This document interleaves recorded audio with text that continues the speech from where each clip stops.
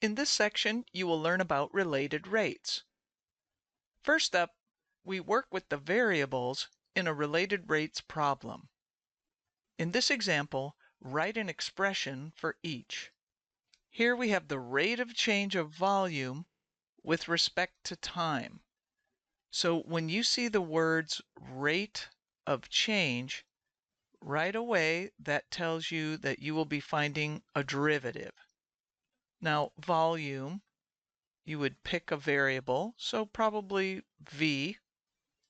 We are taking the derivative with respect to time.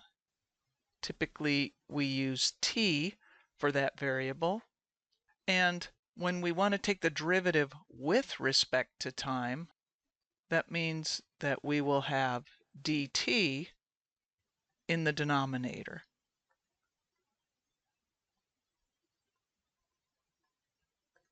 So the rate of change of volume with respect to time, then you would write dv dt. Or you could write the derivative with respect to t of the volume. Here we have the rate of change of the length of a rectangle with respect to its width. Pause the video to try this one on your own, then restart to check your answer.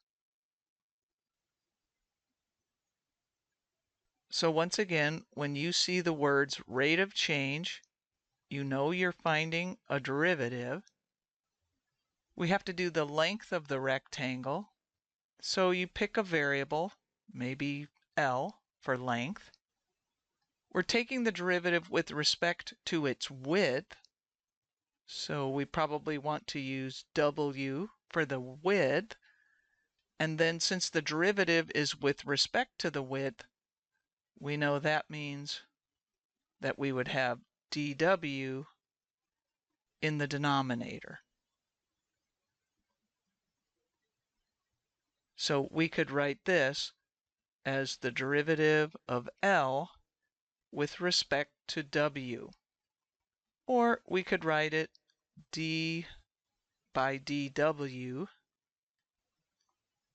of function L.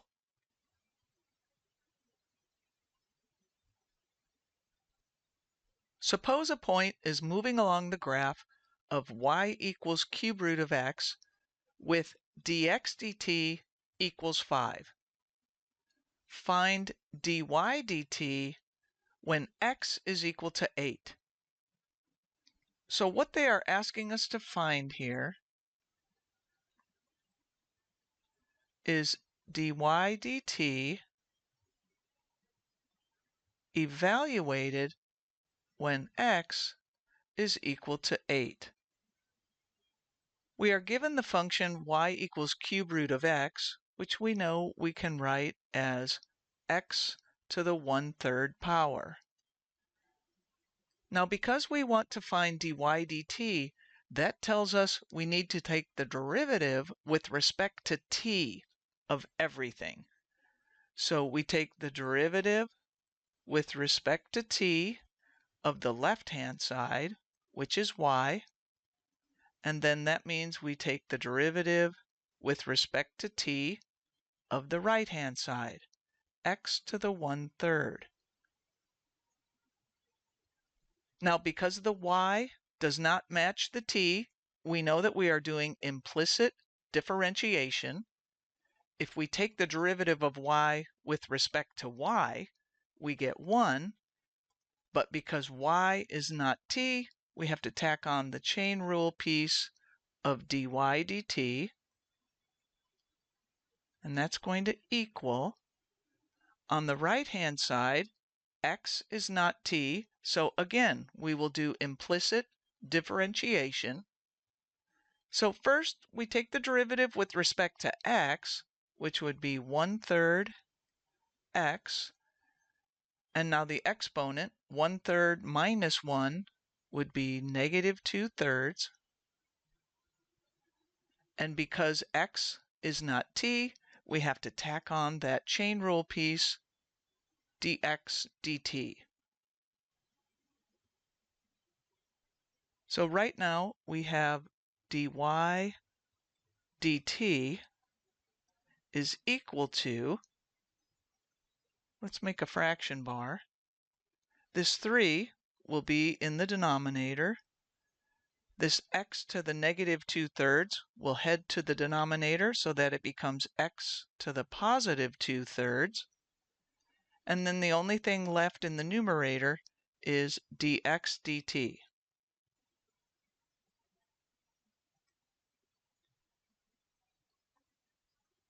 So this will find dy dt everywhere. Now remember, we said that we are interested in finding dy dt evaluated when x is equal to 8. So dy dt evaluated at x equals 8. Now we can plug in the values. We know that dx dt was given to us. That's 5. And we will put that over 3 times x to the 2/3, where x is 8. So that's going to be times 8 to the 2/3 power. Now 8 to the 2/3, we know that we can do the cube root of 8 and then square that. The cube root of 8 is equal to 2, and 2 squared is equal to 4.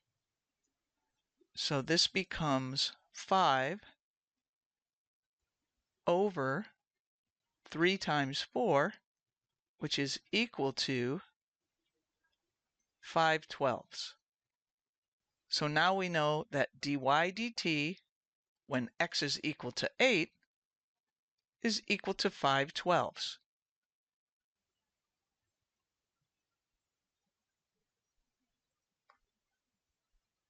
Next, you will learn how to solve problems involving circles and spheres. In this example, the radius of a circle is decreasing by 2 millimeters per second. Find the rate of change of the area of the circle at the instant the radius is 9 millimeters.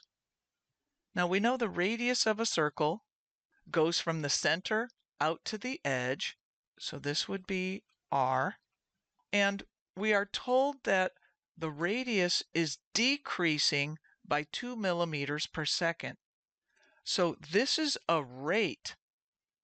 So this tells us that dr dt is equal to negative 2 millimeters per second. And the reason it's negative is because it's decreasing. Now we have to find the rate of change of the area of the circle. So that means we have to find dA dt at the instant the radius is 9 millimeters. So dA dt will have to be evaluated when r is equal to 9 millimeters. Now we know that the area of a circle is always equal to pi times the radius squared. That is universally true, and we can use it whenever it helps us. Because we have to find dA dt, that tells us to take the derivative with respect to time to both sides of this equation. So we would take the derivative with respect to time of A, which means we have to take the derivative with respect to time of pi r squared. Now, because A does not match t, we know we have to use implicit differentiation. So we first take the derivative with respect to A, which would be 1. Then we have to tack on the implicit differentiation chain rule piece, which would be dA dt. Now, over on the right-hand side, don't make the mistake of thinking you have to use the product rule. Remember that pi is just a constant, so we can take that out front. Then we just have to take the derivative with respect to t of r squared. And since r does not match t, we have to use implicit differentiation. So then the derivative of r squared with respect to r would be 2r. And then we have to take that times the chain rule piece in the implicit differentiation of dr dt. So now we have dA dt is equal to 2 pi r times dr dt. And this will find the rate of change of the area of the circle at any time. Let me help you understand what this equation is telling you. The rate of change of the area is directly related to the rate of change of the radius. If we have a circle whose radius is r, then you can see all the shaded area represents the area of the circle. And as r gets smaller, that area gets smaller. And the rate at which that happens is related. So the rate at which the area gets smaller is related to the rate of change of the radius. And as the radius changes faster, the area changes faster. And that's what this equation is telling you, that the rate of change of the area is directly related to the rate of change of the radius. Now remember, we're trying to find it at a specific instant of time when the radius is equal to 9 millimeters. So then dA dt evaluated when r equals 9 is going to equal 2 times pi times 9 times dr dt, which was given to us to be -2. And so this is going to equal 2 times 9 is 18 times -2 is -36 times pi. Now let's think about the units. It's going to be the units of area, and in this problem, since the radius is measured in millimeters, the area will be millimeters squared over the units of time, which in this problem are seconds. Now, another way that you could figure out the units here is because you know that the units of r, remember the 9 is r, and that was in millimeters. The -2 was dr dt, which was in millimeters per second.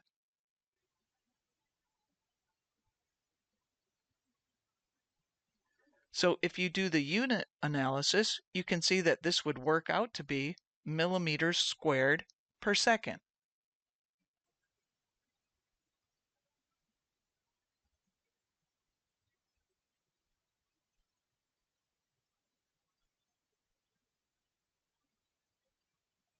A spherical balloon is being inflated with helium at a rate of 12 inches cubed per minute.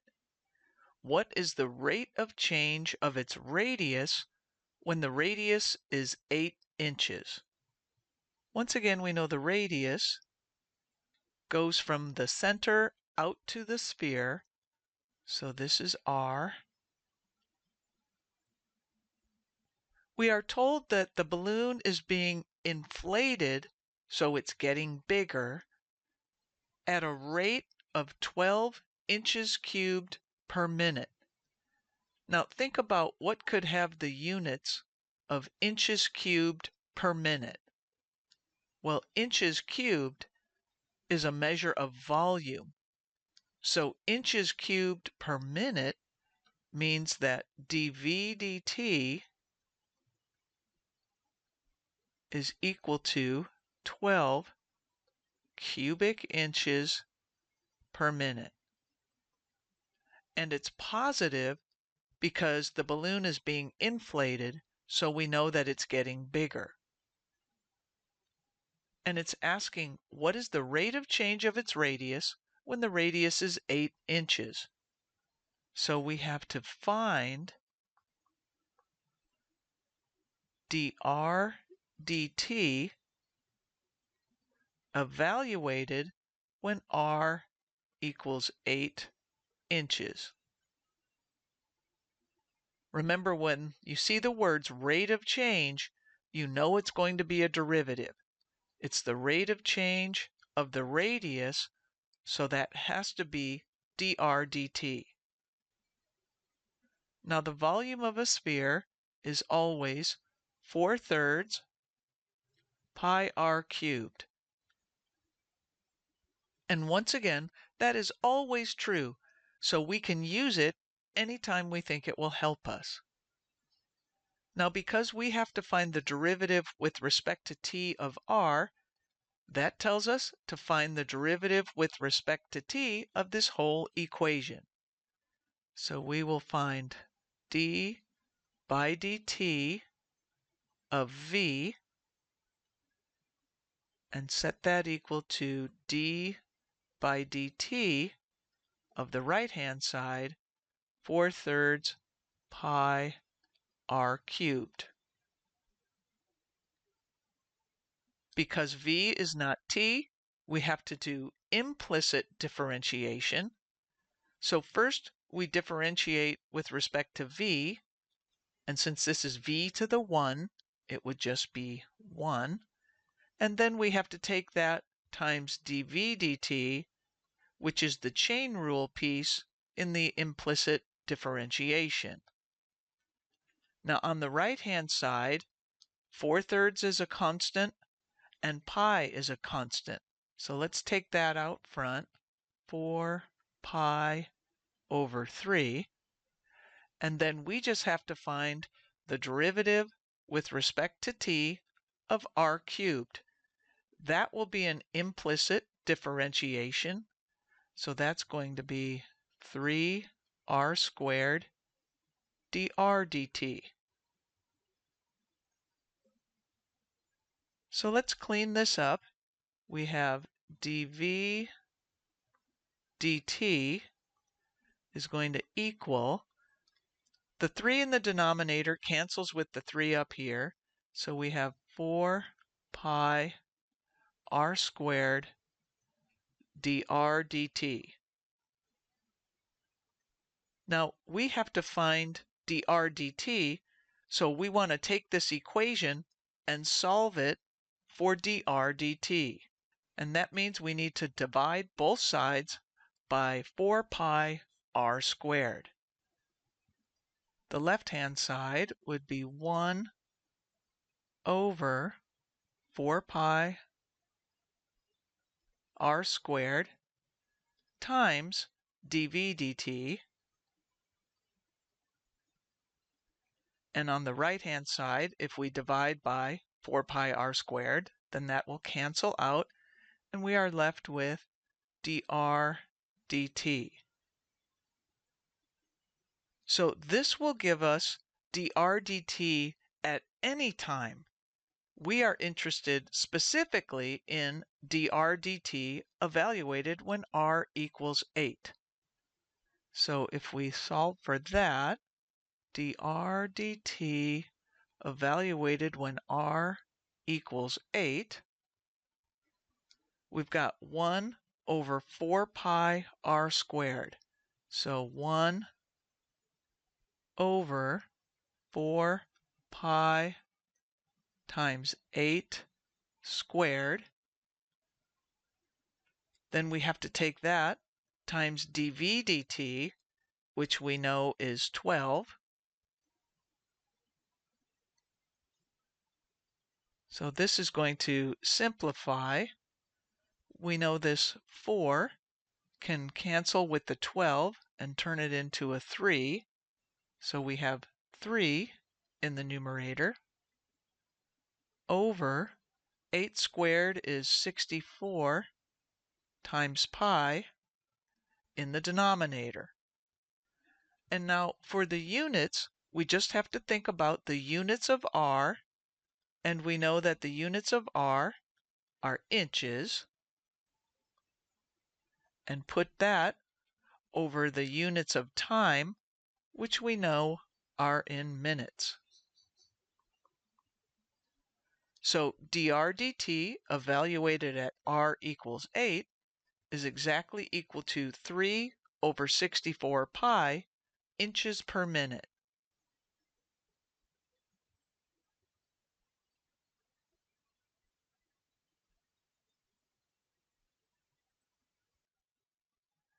Now you will learn how to solve problems involving a right triangle. In this example, 2 cars leave the same point at the same time. One travels east at 50 miles an hour, while the other travels north at 80 miles per hour. How fast are the cars moving away from each other after 2 hours? Well, first, let's remember that directions on a map, north goes to the top, east goes to the right, south goes down, and west goes to the left. And all of the adjacent directions are perpendicular to each other. So north is perpendicular to east, east is perpendicular to south, south is perpendicular to west, and west is perpendicular to north. So here in this problem, we have one car traveling east, so that would be this arrow here on the drawing. And because the car is traveling, that means the distance is changing all the time, and so that's going to be a variable. Let's call this x. And x will represent the distance the car is from the starting point. Then since that car is traveling at 50 miles an hour, we know that that rate would have to be dx dt. So let's label that. We know that dx dt is equal to 50. Now the other car travels north, so that would be this arrow on the drawing.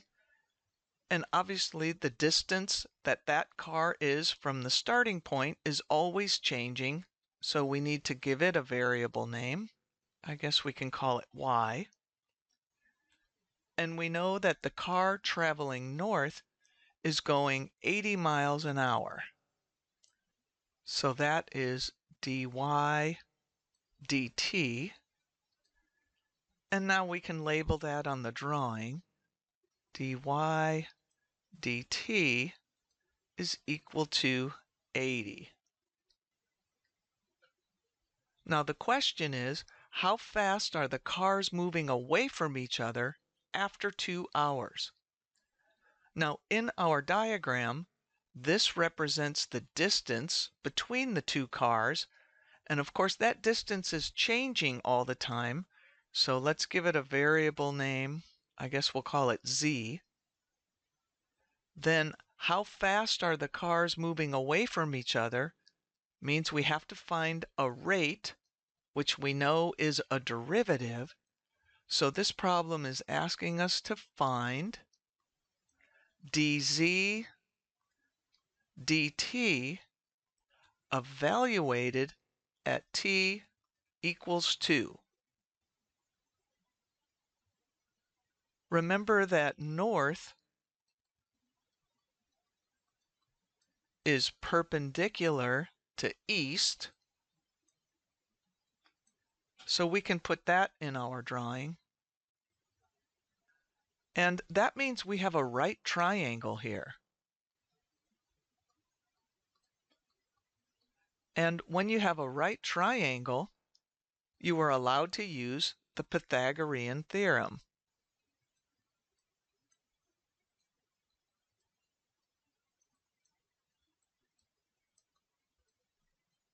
So in our diagram, that means we have x squared plus y squared has to equal z squared. Because we have to find dz dt, that tells us to take the derivative with respect to t of both sides.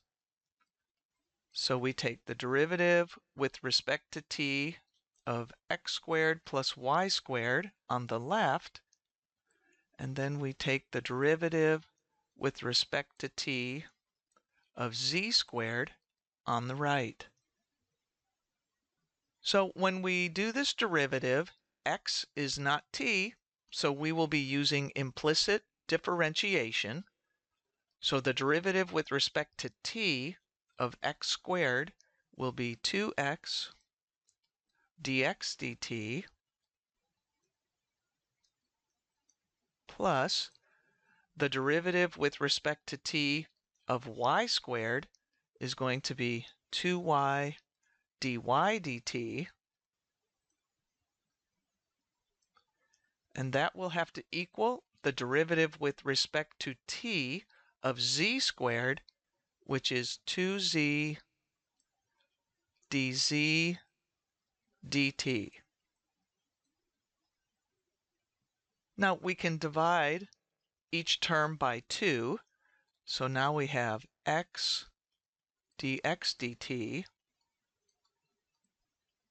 plus y dy dt is equal to z dz dt. We are trying to solve for dz dt, so we can isolate it on this right-hand side if we just divide through by z. So then we would have x dx dt plus y dy dt over z will equal dz dt. And now this will give us dz dt at any time t. We are interested in one particular time, finding dz dt exactly at the instant t equals 2 hours.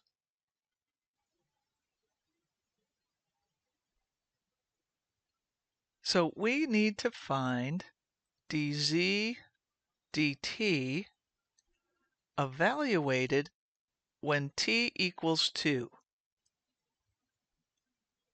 So what we need to do is look at the instant t equals 2 hours and look at a snapshot. So the distance that the car traveling east would have gone in 2 hours is 50 miles per hour times 2 hours, and that's going to be 100 miles. So we can label that. Remember that the car is not always at 100 miles. It's only at 100 miles at exactly the instant that t equals 2 hours. And for the car traveling north, it was going 80 miles an hour for 2 hours. So we know that distance is 160 miles. And we can put that on the drawing. And then for the distance between the cars, we just have to do the Pythagorean theorem. We know 100 squared plus 160 squared would have to equal z squared. So then we just take the square root of 100 squared plus 160 squared. And that would be z. So now we can fill in we know that x is equal to 100,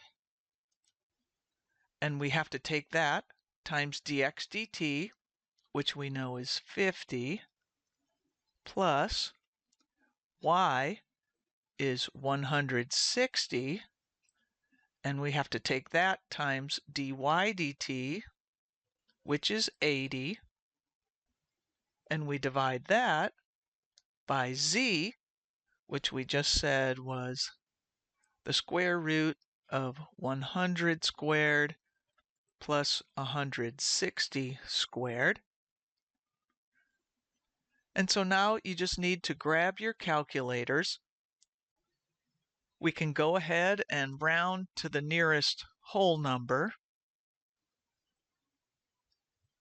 And we find out that dz dt is 94, and the units would be the units of z, which of course are miles, divided by the units of time, which are hours.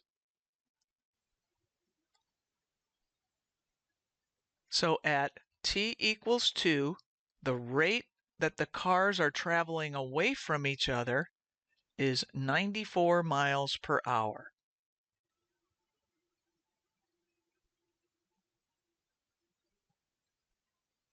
In this example, a light is positioned at the top of a light pole that is 20 feet tall. A woman whose height is 6 feet runs away from the light pole at a rate of 8 feet per second. Make a drawing. Well, we've got the ground, and then we have a light pole. We know that light pole is 20 feet tall, so this is 20. There's a light on top, putting out the light. And we know that the light pole will be perpendicular to the ground. Now it says, a woman whose height is 6 feet runs away from the light pole. So she starts near the light pole and then is running away. So here she is.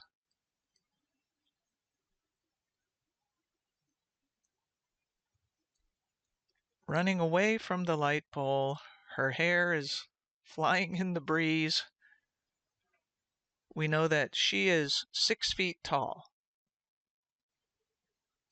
And height is always perpendicular to the ground. Now we know that the distance the woman is from the light pole is always changing. So that means we need to represent it with a variable. We can call this x. We are told she is running at a rate of 8 feet per second. So this tells us that dx dt is equal to 8. And the units are feet per second. And we know that dx dt is positive because her distance is getting bigger. Now we want to know at what rate is the tip of her shadow moving away from the light pole. So the light comes down and forms a shadow because it's hitting right here at the top of her head. We're using this to represent her height here. And so this part right here will represent the shadow that's being made.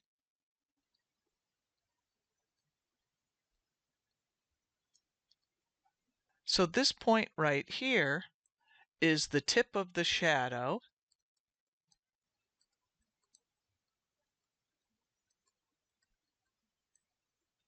Then this would represent the distance the tip of the shadow is from the light pole.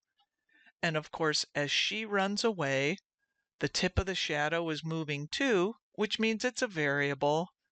We can call it y. So when the question asks, at what rate is the tip of her shadow moving away from the light pole, this is asking us to find dy dt. Now, in order to find dy dt, we need to come up with an equation that will relate all of the elements of our diagram. We have variable x, variable y, we have a constant of 20 and a constant of 6. Now, something to notice here is we have a couple of triangles that we might be able to use. There's this smaller right triangle and this bigger right triangle. They already have a set of equal angles, and we can notice that they both share this angle over here at the tip of the shadow. So you might remember from your geometry class, you had a theorem called angle-angle, which gave us similar triangles. So this smaller triangle here is similar to the larger triangle here because they have two sets of congruent angles, the angle that they share, and then they both have a right angle. Now, once you have similar triangles, then you know that the corresponding sides are proportional.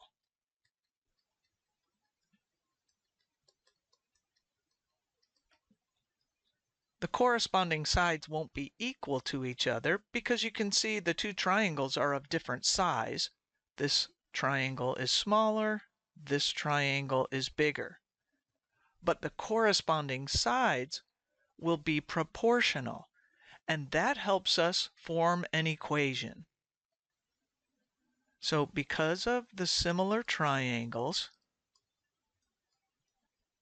we can say that side y, which would be this side of the big triangle, will be in proportion to the corresponding side in the smaller triangle. Well, that would be this side. So we need to come up with a label for that. We don't want to introduce a new variable because we can write this length of the shadow in terms of the other two variables. We know that the entire distance is y, this distance is x, so that means what's left over here for the shadow will be y minus x. So then the side in the smaller triangle that's proportional to the side of y in the bigger triangle will be y minus x. And then that will have to be in the same proportion as another set of corresponding sides. Since we started with the big triangle here, we have to use a side from the big triangle, and that would be 20 in the ratio with the corresponding side of the smaller triangle, which is 6. Now we can use this equation to help us find dy dt.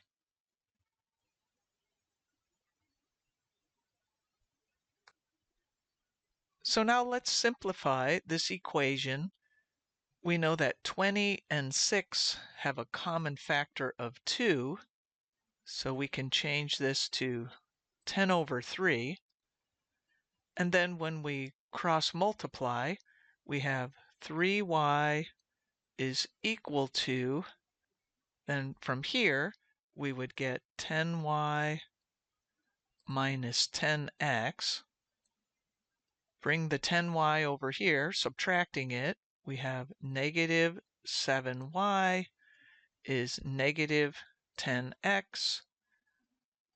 Divide by negative 7, we get y is negative 10 over negative 7 times x, which is y equals 10/7 x.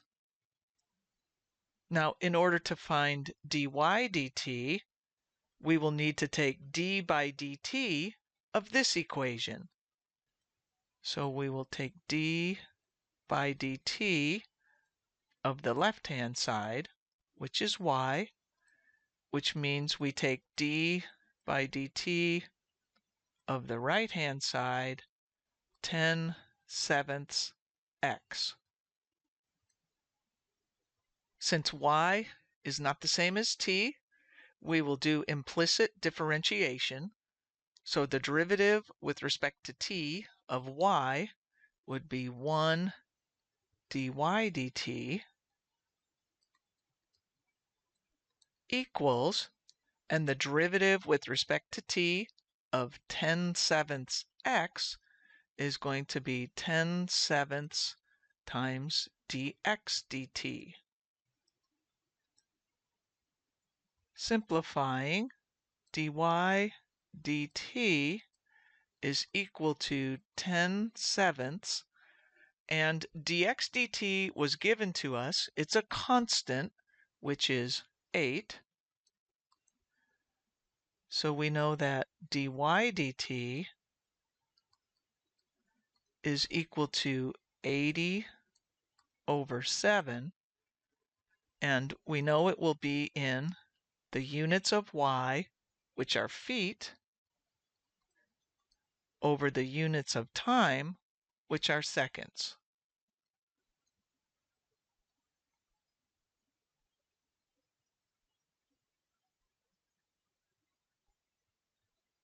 Now we have to find at what rate is the length of her shadow changing. Now, if we look back at our diagram, the length of her shadow is represented by y minus x.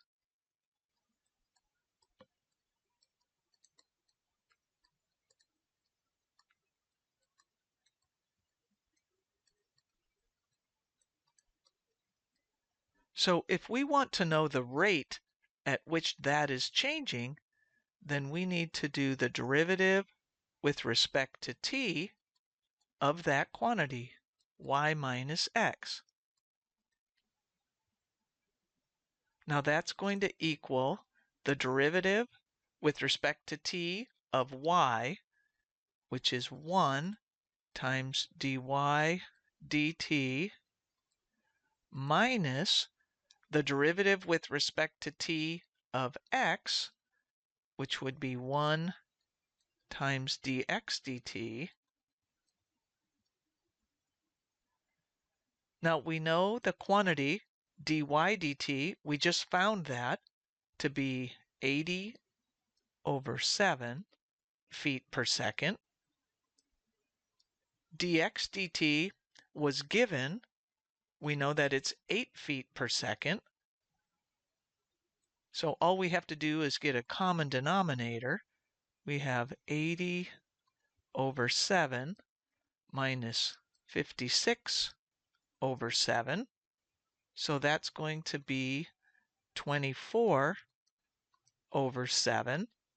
And the units are going to be the units of the length of the shadow over the units of time. So feet per second.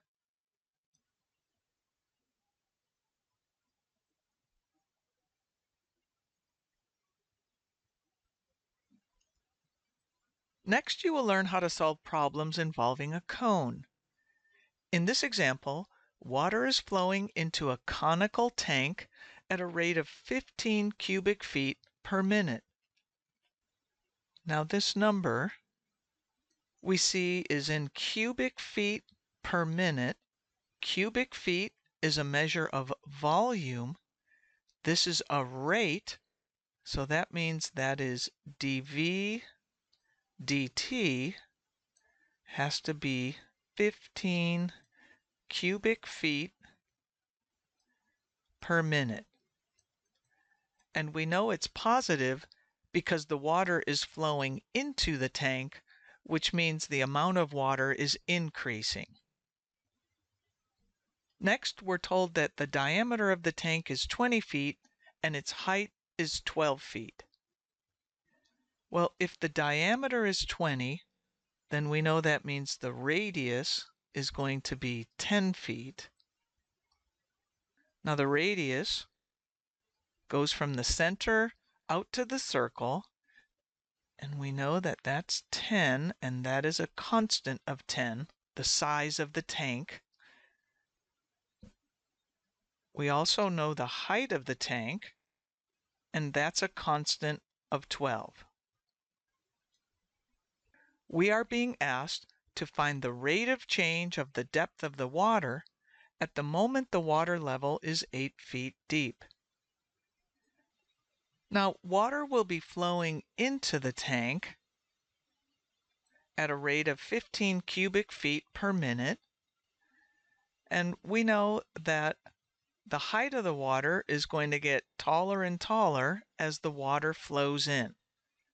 So let's say maybe it's here. The height of the water is changing, so we need to make that a variable. The radius will also be changing, and in a right cone, the height is always perpendicular to the radius, so we know this will be a right angle here.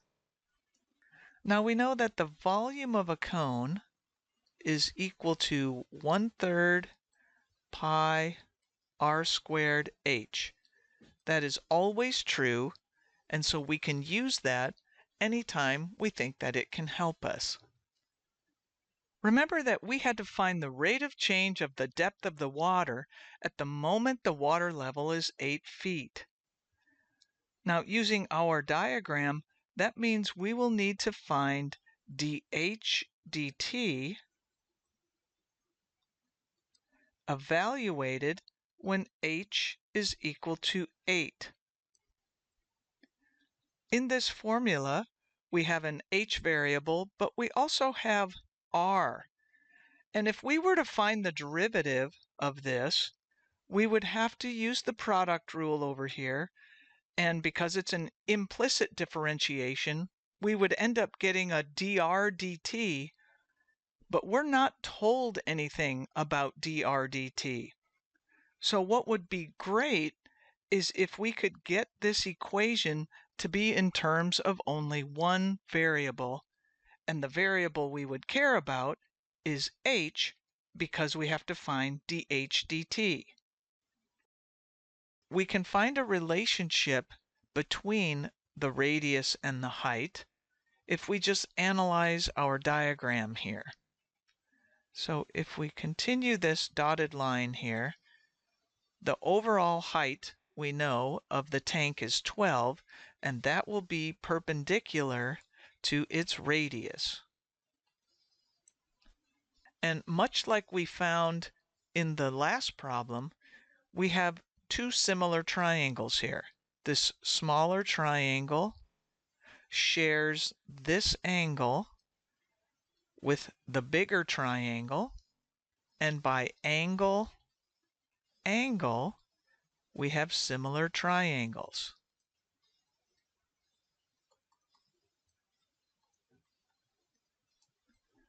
And we know that once you have similar triangles, that the corresponding sides are proportional.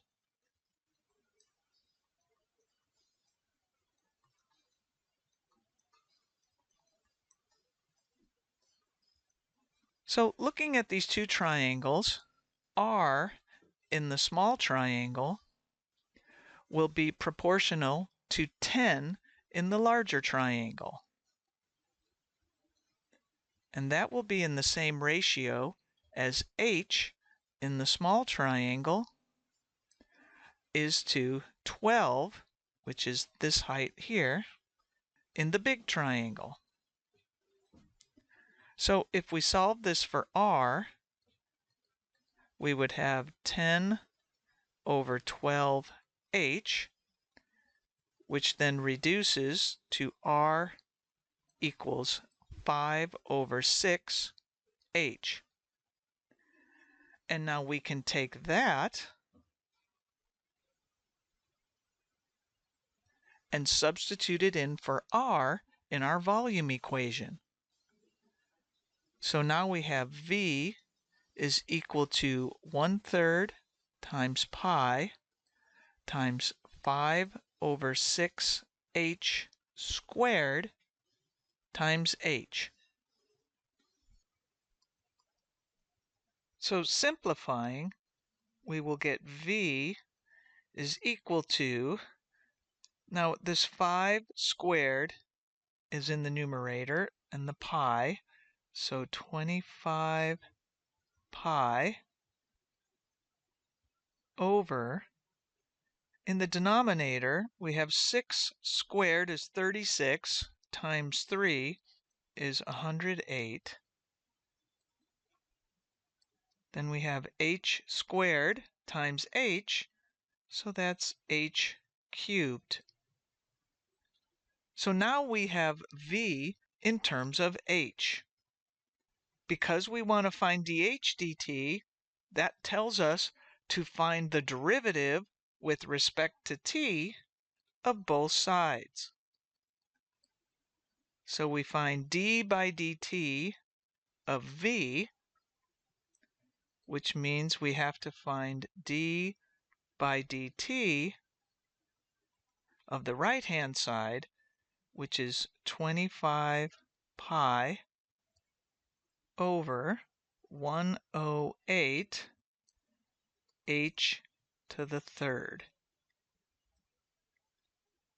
Now, because v does not match t, we are doing implicit differentiation, and the derivative with respect to t of v would be 1 times dv dt. On the right-hand side, we can take out this constant, 25 pi over 108, and the derivative with respect to t of h cubed will be 3h squared dh dt. So cleaning this up a little bit, we have dv dt is equal to, now over here, 3 goes into 108 36 times. We see that pretty easily because the 108 was gotten by doing 36 times 3. So now we will have 25 pi over 36 times h squared dh dt.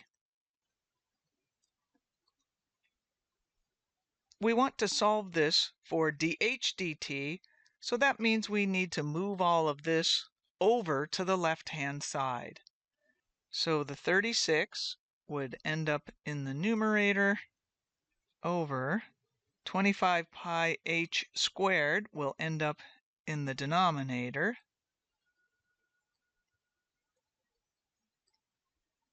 Bring down this dv dt.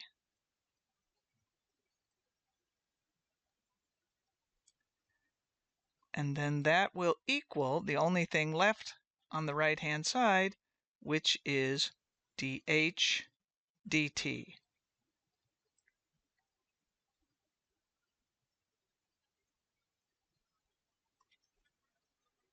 So now we are ready to evaluate dh dt when h is equal to 8. We just have to plug in 36 over 25 pi times h squared, so that would be 8 squared. Multiply that times dv dt, which was given to us to be 15. So 15 and 25 have a common factor of 5. So this would work out to be 3. This works out to be 5. we have 36 in the numerator, and of course 8 squared is 64 in the denominator, and they have a common factor of 4. So the 36 would simplify to 9, the 64 would simplify to 16.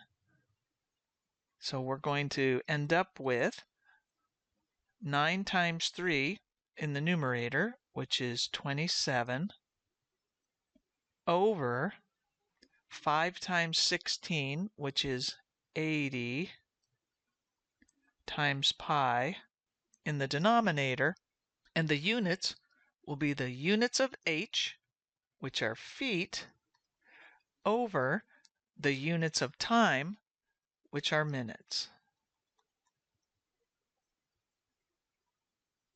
So the rate of change of the height, which is just another way of saying the rate of change of the depth of the water when the water level's at 8 feet, is 27 over 80 pi feet per minute.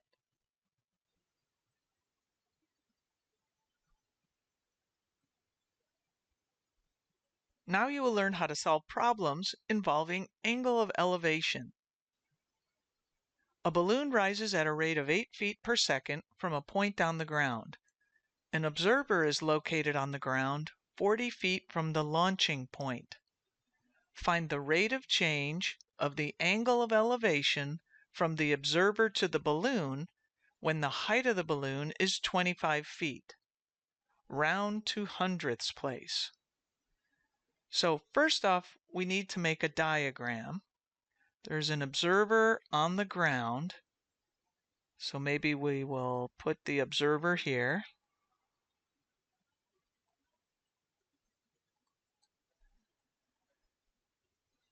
And the observer is 40 feet from the launching point of the balloon. And so that is a constant because the observer is staying put. So that's why we can go ahead and write that number in on our diagram. And then this will be the launching point.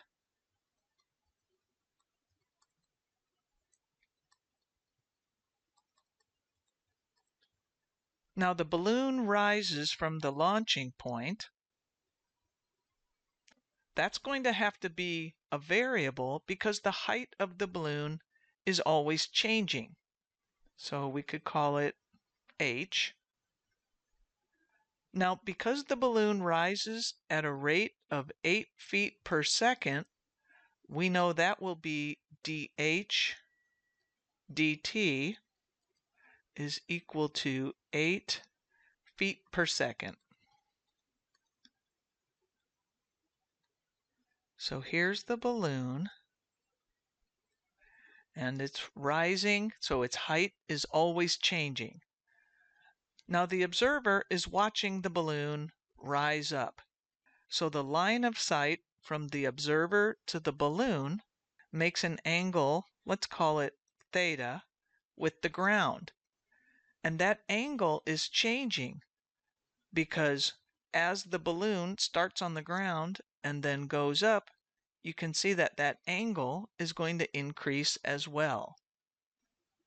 We have to find the rate of change of the angle of elevation from the observer to the balloon when the height of the balloon is 25 feet. So that means we have to find d theta dt evaluated when h is equal to 25. So that means we need to find a relationship between theta and 40 and h in our diagram. Now remember that height is always perpendicular to the ground. So that means we know we have a right angle here. Because we have a right triangle, we are allowed to use SOHCAHTOA.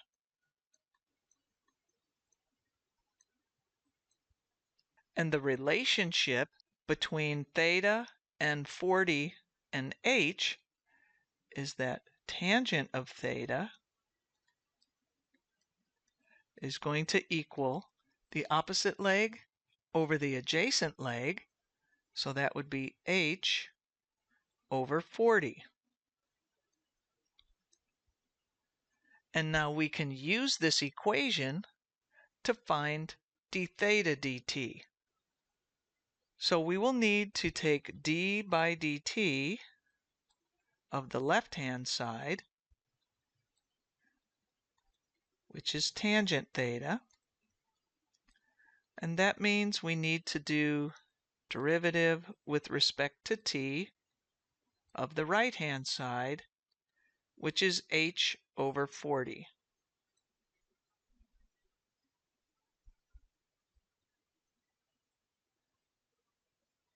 Now the derivative with respect to t of tangent theta, we have to do an implicit differentiation because theta is not t, so that will be secant squared of theta times d theta dt.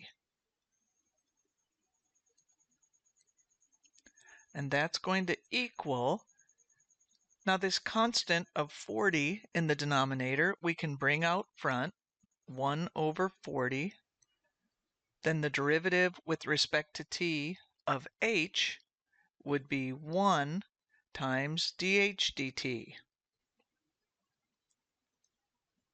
Remember, we are trying to solve for d theta dt, so we can do that by dividing by secant squared theta, which is the same as multiplying by cosine squared of theta. So d theta dt is going to equal 1 over 40 times dh dt.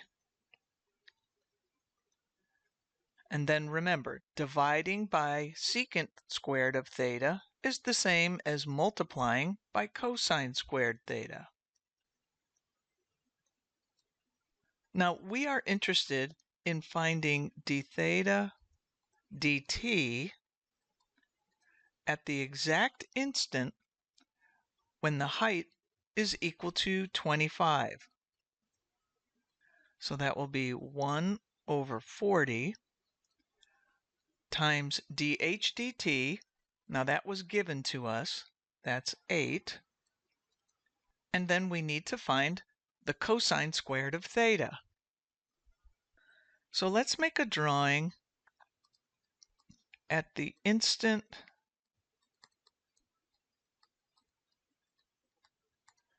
that h equals 25.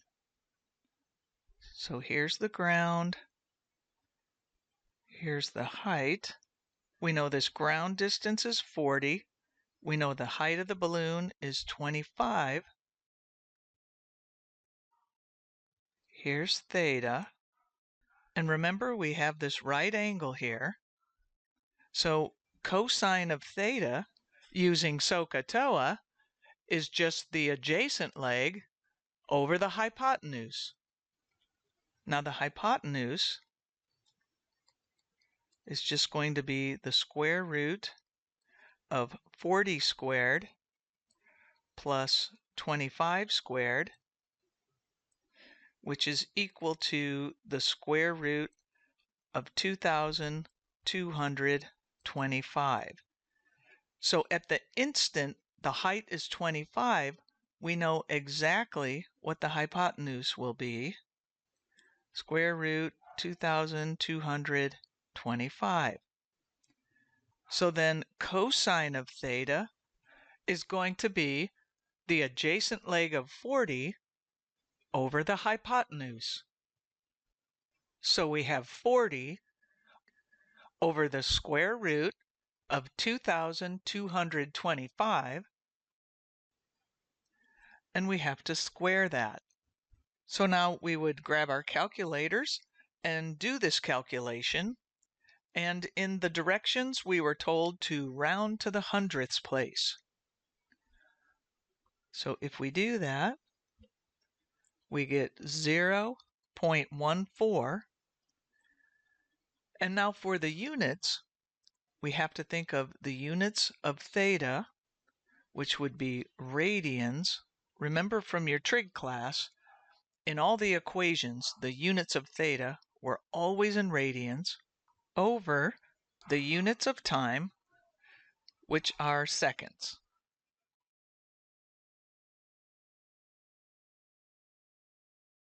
So the rate of change of the angle of elevation from the observer to the height of the balloon at the exact instant the height is 25 is 0.14 radians per second.